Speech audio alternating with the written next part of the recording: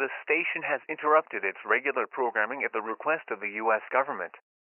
The U.S. Naval Observatory, USNO, has issued the following message. USNO has confirmed a large celestial body will pass Earth on a non-collisional path over the next several weeks. No immediate danger is present. Minor disruptions may include compass variation, faint auroral activity, and electrical instability.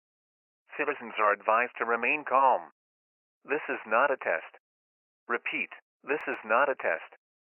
Stay tuned to your local news station for any updates regarding the celestial event.